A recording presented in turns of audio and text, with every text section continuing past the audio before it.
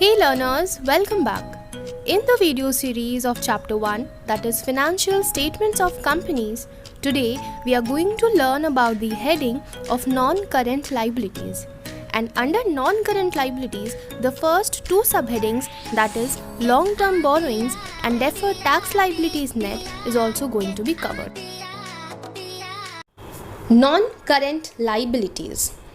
Okay, so what is non-current liabilities? Let's understand. A non-current liability is a liability which is not classified as a current liability. In the Companies Act 2013 only, first we decide that which liability can be claimed as current liability. And those liabilities which cannot be claimed as current liabilities are termed as non-current liability. But as per the balance sheet, if we see, under the heading of non-current liabilities, we have 4 subheadings. Clear? First subheading is long-term borrowings. What is that? Let's read. Long-term borrowings. Long-term borrowings refers to the loan taken by the company. Borrowings shall be classified as long-term borrowings when they are payable by the company after 12 months. Very important. Whenever we are paying any liability after 12 months from the date of the loan taken, then such borrowings are called as long-term borrowings. Some examples are also given: bonds and debentures. If we have taken some loan from banks, if we have taken loans from other parties and we have to repay it after 1 year, then such borrowings will be called as long-term borrowings, or it can be some public deposits also. Clear this? Very easy. Long-term borrowings. Now, there is one exception. What is that exception? Let's read. It says, some part of the long-term borrowings may be due for payment within 12 months from the date of balance sheet. It will be shown under other current liabilities. For example, current maturities of long-term debt. Some balance is being left which becomes due for payment within 12 months. Clear? So this was an exception here. Please remember this exception whenever you try solving the questions. Okay. Now let us move to the subsection B. Subsection B is what? It is deferred tax liabilities net. Now again, I would like you all to see that accounting treatment is not to be evaluated for this item also. That means you just need to understand the meaning of what is current tax liabilities, and also you need to remember that under which heading it comes. Okay? Or where is it actually posted in the balance sheet. That's it. So let us understand deferred taxes first. Let's read. The taxable income is different from the accounting income. What is taxable income? Taxable income is the income which is based on tax laws. Clear? And what is accounting income? Accounting income is the income which is calculated using the accounting practices or accounting concepts in the company.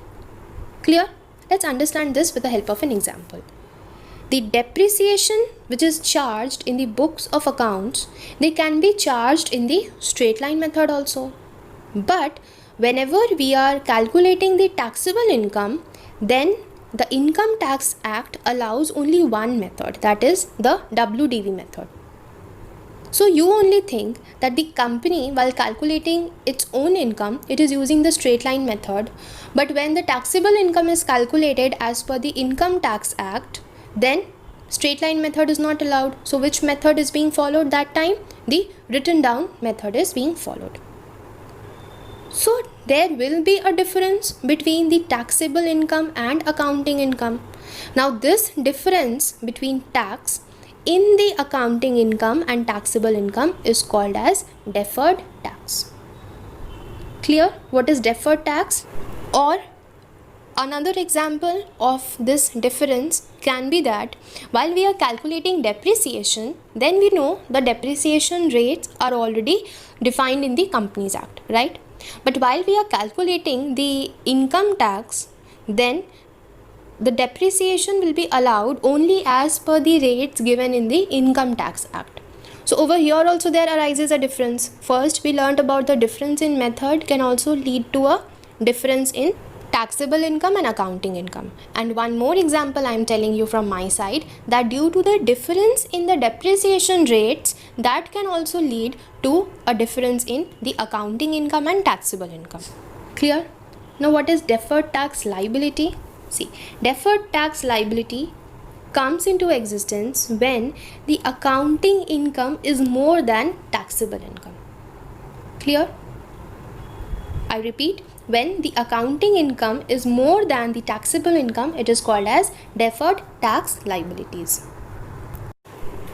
Now understand why actually when your accounting income is more than your taxable income, why is it a liability? Okay, so whenever your accounting income is more than your taxable income, it means that we have paid less tax. Generally what we do, or what the companies do, they pay taxes first in reference to their taxable income, and then when their actual accounting income comes, then with that they compare, and whatever is more or less, that gets adjusted. So if your accounting income is more and your taxable income is less, that means we have paid in reference to our taxable income. That means also that we have paid less tax because our actual income is high. So the difference which arises, that is actually my liability, because I have to pay more, I need to pay more. Thereby the name suggests deferred tax liability. I hope you understood.